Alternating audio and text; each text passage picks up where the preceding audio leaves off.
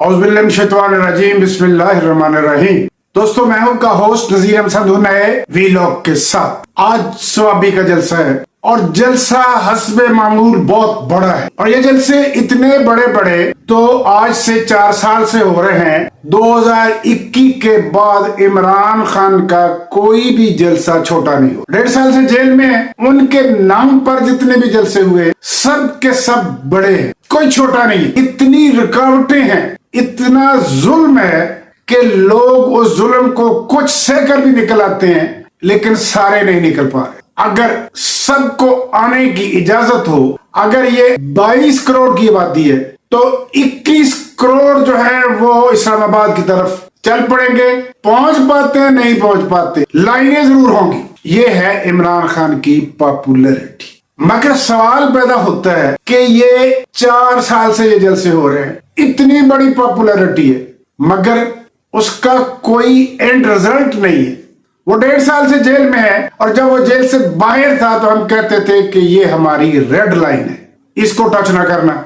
1.5 साल हो गए। कौन सा जुल्म है जो इमरान खान पे नहीं हुआ, कौन सा पर्चा है जो इमरान खान पे नहीं हुआ, और वो जो दावेदार थे कि ये हमारी रेड लाइन है वो कहाँ है। इमरान खान की पार्टी एक कला है और कले के अंदर अगर एक जासूस हो तो वो कला फतेह हो जाता है। और माशाल्लाह यहाँ तो लाइनें बहुत सारे भाग गए हैं, मगर अभी तो बेशुमार हैं क्योंकि नाकामी है। हम उसको जेल से नहीं निकाल सके।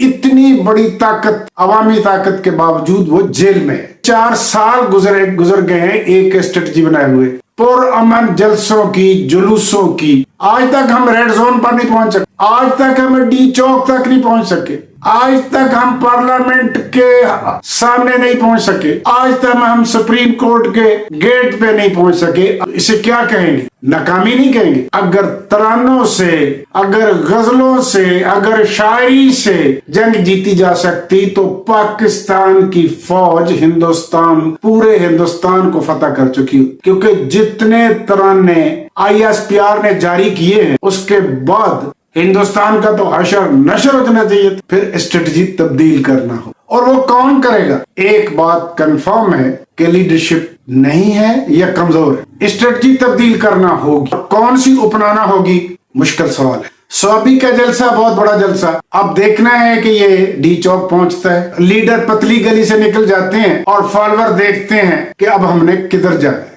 बहरहाल हालात पहले से मखदूश हैं। एक बात याद रख, कब्जा ग्रुप ने बमा अपने चमचों कड़छों के तमाम रस्से पैड़े वट लिए, पूरे इंतजाम कर लिए। अगर आप वापस जाते हैं तो जगह सही होगी, और अगर आप डी चौक पहुंचते हैं कुछ भी हो सकता है, गमले भी टूट सकते हैं और लाशें भी गिर सकती। गवर्नर राज नाफिज करने के तमाम मामला तय हो चुके।